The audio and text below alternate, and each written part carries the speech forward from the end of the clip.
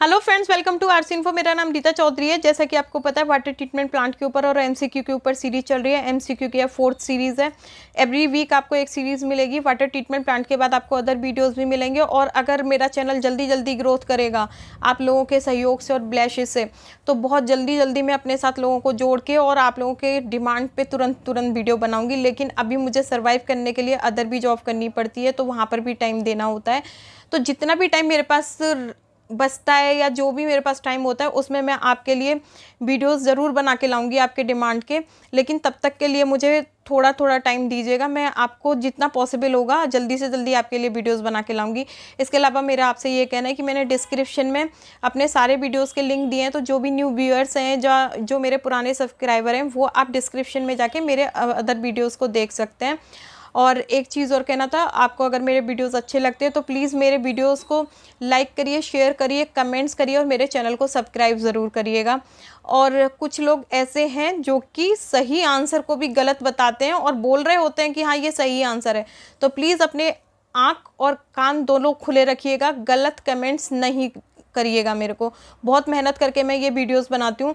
आपको शायद अंदाज़ा भी नहीं होगा, सिंगल वर्क करने वाली और कैसे करके मैं लेकर आती हूँ ये मुझे पता है। तो प्लीज़ गलत कमेंट्स नहीं करिएगा, ठीक है। देर ना करते हुए अपना वीडियो शुरू करते हैं। सबसे पहला question, a person who takes a large amount of protein in his diet what he will excrete मोर।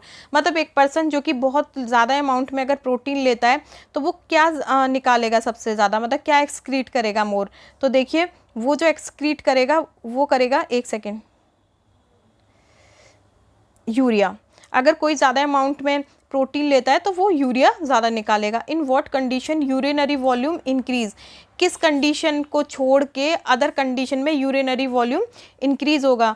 तो देखिए सिंपैथेटिक स्टिमुलेशन को छोड़ के बाकी जितनी भी कंडीशन इसमें दे रखी हैं, diabetes insipidus, diabetes mellitus and other, उन सब कंडीशन में जो यूरिनरी वॉल्यूम है वो इंक्रीज़ करेगा। अब ये सिंपैथेटिक स्टिमुलेशन क्या होते हैं, ये नर्वस स्टिमुलेशन होते हैं। लाइक जैसे कि आपने कोई चीज़ आपको चुभ गई तो फटाफट से उसका एक्शन दे देना, लाइक दैट, ठीक है। नेक्स्ट है आपका, what is the water hardness of product and feed water in milligram per litre. मतलब वाटर की हार्डनेस क्या होगी प्रोडक्ट और फीड वाटर की, ठीक है, डायलिसिस में। तो प्रोडक्ट और फीड वाटर की जो वाटर हार्डनेस है वो कितनी होती है, 35 मिलीग्राम पर लीटर। नेक्स्ट है, what is the normal blood flow rate of radial artery prior to fistula formation. देखिए फिस्टुला फॉर्म मतलब फिस्टुला बनने से पहले जो रेडियल आर्टरी है, अब रेडियल आर्टरी क्या, कोई भी आर्टरी, उसका जो ब्लड फ्लो रेट है, मतलब रक्त प्रवाह की जो रक्त प्रवाह होने की जो दर है वो कितनी होती है, तो वो होती है आपकी, एक second, 20 to 30 ml per minute.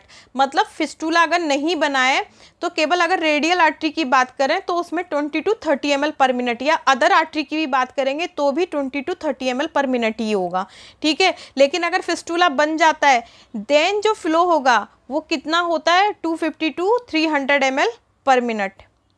Next question, how long does it take for maturation of fistula. मतलब कितना टाइम लगता है फिस्टुला के मैच्योर होने में। तो देखिए जनरली तो क्या करते हैं, 3 to 4 वीक्स के बाद ही फिस्टुला में निडल लगाना शुरू कर देते हैं। लेकिन इसका जो एक्यूरेट टाइम है वो क्या है, 6 to 8 वीक मैच्योर होने का। Next question, what is the ability of the kidney to excrete concentration. मतलब क्या किडनी की एबिलिटी है कंसंट्रेशन यूरिन को इंक्रीज करके निकालने की। तो देखिए वो होगी आपकी, the rate of blood flow through the medulla decrease. यदि जो ब्लड फ्लो का जो रेट है मेडुला के द्वारा वो कम हो जाएगा तो किडनी ज़्यादा कंसंट्रेटेड यूरिन को निकालेगी। नेक्स्ट क्वेश्चन है, when a person is dehydrated then the hypotonic fluid will be found in. मतलब अगर एक पर्सन डिहाइड्रेटेड है जिसके अंदर पानी की कमी है, डिहाइड्रेटेड मीन्स पानी की कमी होना, तो अगर कोई पर्सन डिहाइड्रेटेड है तो हाइपोटोनिक फ्लूइड कहाँ मिलेगा। अब हाइपोटोनिक फ्लूइड क्या होती है, ऐसा फ्लूइड जिसमें कि सॉल्यूट भी कम होते हैं और अदर सॉल्यूट तो कम होंगे और अदर सॉल्यूशंस भी कम होंगे, तो वो क्या होता है हाइपोटोनिक फ्लूइड। तो अगर कोई डिहाइड्रेटेड पर्सन है तो हाइपोटोनिक फ्लूइड कहाँ सबसे ज़्यादा पाया जाता है, वो है loop of Henle. Okay, next question, concentration of plasma potassium increase, मतलब जो प्लाज्मा की जो कंसंट्रेशन है, प्लाज्मा पोटेशियम की जो कंसंट्रेशन है वो कब इंक्रीज होगी, किसके कारण इंक्रीज होती है, तो सिक्रीशन ऑफ एल्डोस्टेरॉन। यदि एल्डोस्टेरॉन का जो सिक्रीशन है वो बढ़ जाता है, उसके मतलब एल्डोस्टेरॉन के सिक्रीशन के कारण क्या हो जाता है, जो प्लाज्मा पोटेशियम है की जो कंसंट्रेशन है वो क्या हो जाती है, बढ़ जाती है। Next question, what is the ultra filtration of normal healthy person in a day, मतलब एक हेल्दी पर्सन का जो नॉर्मल अल्ट्रा फिल्ट्रेशन है वो कितना होता है, तो देखिए एक नॉर्मल हेल्दी पर्सन का जो अल्ट्रा फिल्ट्रेशन है वो कितना होता है, 180 लीटर पर डे। एक दिन में वो 180 लीटर अल्ट्रा फिल्ट्रेशन रेट को उसमें होता है बॉडी के अंदर। और इसके अलावा घंटे की अगर कोई पूछता है तो 7.5 लीटर पर डे, मतलब एक घंटे में वो 7.5 लीटर अल्ट्रा फिल्ट्रेशन होता है एक हेल्दी पर्सन में। और अगर पूरे दिन की बात करेंगे तो 180 लीटर पर डे का होता है। ठीक है, next question, the amount of potassium excreted by the kidney, एक सेकेंड भाई, the amount of potassium excreted by the kidney will decrease, जो अमाउंट है पोटेशियम की जो कि निकाली जा रही है किडनी के द्वारा वो कब डिक्रीज होगी, यदि सोडियम रीअब्जॉर्प्शन, यदि डिस्टल नेफ्रॉन के द्वारा सोडियम रीअब्जॉर्बेशन कम हो जाएगा तो दैट सिचुएशन में क्या होता है, जो अमाउंट है पोटेशियम की वो क्या कर देगी, किडनी कम कर देती है। Next question,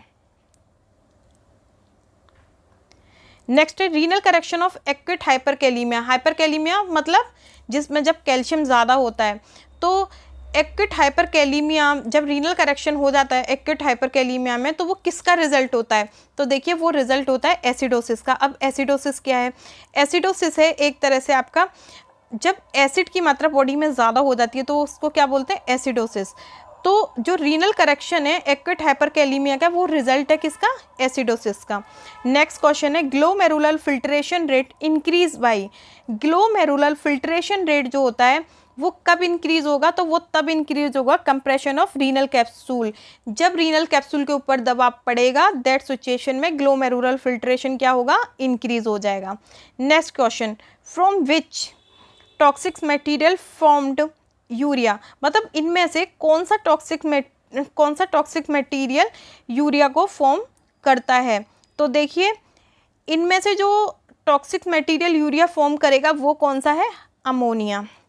next question, who enhance urea synthesis, मतलब यूरिया के सिंथेसिस को कौन बढ़ाता है, प्रोटीन रिच, अगर हम प्रोटीन ज़्यादा लेंगे तो वो यूरिया ज़्यादा बढ़ाएगा, या फिर increase level of N acetyl glutamate, या फिर अगर हम एन एसिटाइल ग्लूटामेट का जो डोज है वो बढ़ा देते हैं। तो देखिए एन एसिटाइल ग्लूटामेट सिंथेटिस है एक एंजाइम है, अगर हम इसकी डोज बढ़ा देंगे और प्रोटीन रिच डाइट लेंगे तो जो यूरिया का जो सिंथेसिस है वो बढ़ जाएगा। लेकिन अगर हम इसी के एवज में एन एसिटाइल ग्लूटामेट के जो ये एन एसिटाइल ग्लूटामेट के जो डोज है उसको घटा देते हैं तो क्या हो जाएगा, जो यूरिया का जो एनहांस है मतलब सिंथेसिस है वो क्या हो जाएगा, कम हो जाएगा। तो इसका जो आंसर होगा वो क्या है, both A and B. Next question, how much blood loss if blood clot in dialyzer and blood tubing during hemodialysis, मतलब कितना ब्लड क्लॉट होगा यदि हीमोडायलिसिस का समय ब्लड जो है डायलाइजर में और ब्लड ट्यूबिंग में क्लॉट हो जाता है। तो देखिए नॉर्मल जो सिचुएशन है उसमें कितना है, 150 टू 180 ml, 150 से 180 ml तक ब्लड जो है अगर डायलाइजर और ट्यूबिंग दोनों ही क्लॉट हो गई हैं ब्लड से तो दैट सिचुएशन में एक पेशेंट का 150 से 180 ml ब्लड जो है वो लॉस हो जाता है।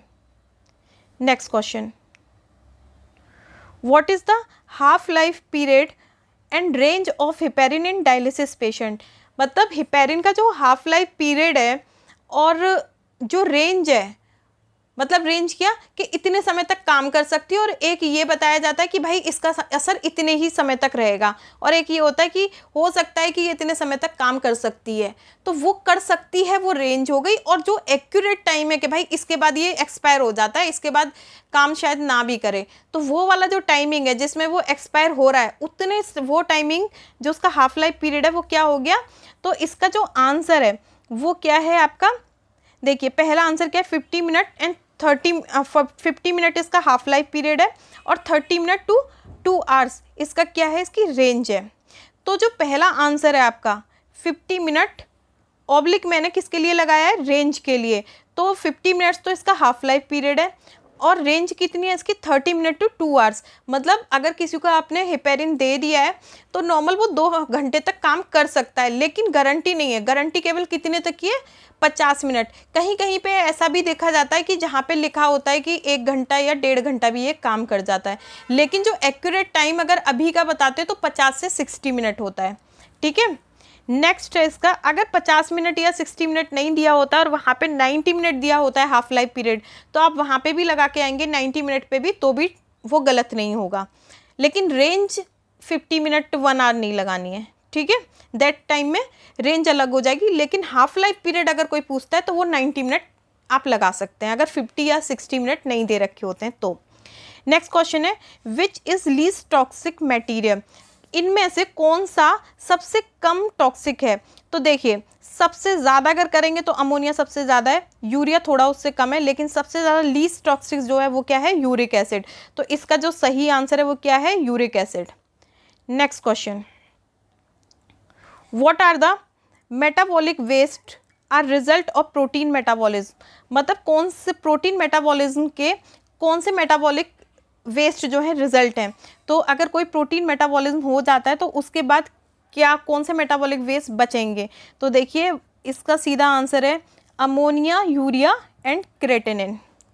Next question, what makes hollow fibre dialyser well suited for reuse, मतलब क्या बनाता है हॉलो फाइबर डायलाइजर को रीयूज़ करने के लिए, मतलब बार बार हम उसको रीयूज़ करते हैं तो उससे मतलब क्या हो सकता है, क्या बन सकता है। तो देखिए इसका सीधा सीधा आंसर है they are round so they are fit in reprocessing machine. नहीं, इसका सीधा आंसर है दे आर स्ट्रॉन्ग और they are strong can be rinse using high pressure, they are small and easily fit into refrigerator. नहीं, all of the above नहीं है इसमें। और they are strong and can be rinse using high pressure, ये जो first answer है इसका, ये इसका करेक्ट आंसर है, क्योंकि ये स्ट्रॉन्ग होते हैं और ये हाई प्रेशर पे भी क्या कर सकते हैं, रिंस किए जा सकते हैं, रिंस के लिए यूज़ किए जा सकते हैं। नेक्स्ट आंसर इसका, next question sorry, next question है which of the following is a benefit of dialyser reprocessing, क्या बेनिफिट है डायलाइजर रीप्रोसेसिंग का। तो इसका जो बेनिफिट है, सबसे ज़्यादा जो बेनिफिट है इसका वो क्या है, keeping millions of pounds of medical waste out of landfill. ठीक है, इसके अलावा इसका कोई इतना बड़ा ये नहीं है, मतलब बेनिफिट नहीं है। नेक्स्ट क्वेश्चन इसका, इफ़ पेशेंट स्टार्ट, मतलब अगर किसी पेशेंट को ड्यूरिंग डायलिसिस चिल्स वगैरह हो जाते हैं, ठीक है, तो स्टाफ क्या करेगा। तो सीधा सा इसका आंसर है डी, कल्चर द ब्लड, मतलब ब्लड को कल्चर के लिए भेजेगा। और कहाँ करेगा, डायलिजेट को भी कल्चर द ब्लड, मतलब किस किस का कल्चर भेजेगा, ब्लड का, डायलिजेट का, और क्या करेगा, रीयूज़ जो हुआ है डायलाइजर उसको चेक करेगा कि कहीं रीयूज़ करने में मतलब प्राइमिंग वगैरह में या कहीं अदर मतलब इसमें कोई चीज़ तो नहीं रहेगी जिसकी वजह से इसको चिल्स हुआ है। ठीक है, next question, a method use to remove kidney stone, अब इसमें क्या है कि वो मेथड बताइए जिसमें कि जिसके द्वारा किडनी स्टोन को क्या किया जाता है, रिमूव किया जाता है। उस मेथड में क्या करते हैं कि नॉन इलेक्ट्रिक शॉक वेव दी जाती हैं, और वेव भी क्या दी जाती है, नॉन इलेक्ट्रिक शॉक वेव को जो स्टोन होता है, जो किडनी स्टोन होता है उस पर क्या करते हैं, बरसात करते हैं उस पर, ठीक है, जिससे कि वो स्टोन जो है वो टूट जाए। तो ये प्रोसीजर जो होता है किडनी स्टोन को रिमूव करने वाला, इसको क्या बोलते हैं, lithotripsy. Next question, in kidney dialysis the space, मतलब एक किडनी डायलिसिस है जिसमें कि in kidney dialysis the space around the gut, मतलब गट के चारों तरफ जो स्पेस होता है उसको हम क्या बोलते हैं, उसको हम बोलते हैं peritoneum cavity. Okay, next question, what is removed in hemodialysis apart from harmful waste, मतलब हीमोडायलिसिस में हार्मफुल वेस्ट के अलावा और क्या रिमूव होता है। तो इसका आंसर है salt. Next question, a person born with only one kidney, एक आदमी जिसके पास केवल जो पैदा ही एक किडनी के साथ हुआ होता है उसको क्या बोलते हैं, उस सिचुएशन को क्या बोलते हैं? तो देखिए उस सिचुएशन को हम बोलते हैं रीनल एजेनेसिस। ठीक है, कौन सा है? Renal agenesis. इसका मीन्स क्या है कि person born with only one kidney. And दूसरी कंडीशन इसमें दे रखी है किडनी डिस्प्लेसिया। अब किडनी डिस्प्लेसिया में क्या होता है कि पर्सन तो जो कि दो किडनी के साथ पैदा होता है, लेकिन उसमें इसकी एक किडनी ही वर्क कर रही होती है और एक किडनी नहीं वर्क करती है। तो दैट सिचुएशन क्या कहलाती है? Kidney dysplasia. ठीक है, एक क्वेश्चन और है आपका, what is the glomerular filtration rate in normal healthy person? क्योंकि बहुत सारे बच्चों ने मेरे से पूछा था कि madam glomerular filtration rate normal क्या होता है, तो इसलिए मैं इसको लेकर आई हूँ कि नॉर्मल जो हेल्दी पर्सन है उसका ग्लोमेरुलर फिल्ट्रेशन रेट कितना होता है? 125 ml पर मिनट। लेकिन अगर ये 125 ml पर मिनट से 60 ml पर मिनट तक आ जाता है तो इट मीन्स किडनी खराब हो रही है। और अगर ये 50 ml पर मिनट तक चला जाए या 30 ml पर मिनट पे भी आ जाता है, 30 ml पर मिनट या 50 ml पर मिनट तक आ जाता है, इट मीन्स उस पेशेंट को डायलिसिस की नीड है और पेशेंट को डायलिसिस पे लगाना पड़ता है। ठीक है, 60 ml तक ये होता है कि एक बार को चलो करते हैं, देखते हैं शायद सही हो जाए। लेकिन अगर 30 या 15 पे पहुंच गई तो दैट सिचुएशन में उसको क्या करना पड़ेगा? पेशेंट को डायलिसिस करनी पड़ती है। और नॉर्मल हेल्दी पर्सन का जो ग्लोमेरुलर फिल्ट्रेशन रेट होता है वो कितना होता है पर मिनट? 125 ml per minute. तो ये था आज के MCQ के सीरीज़ के जितने भी MCQ थे। और अगर आपको मेरा वीडियोस अच्छा लगता है तो please like share subscribe and comment ज़रूर करिएगा। Okay, thank you, bye.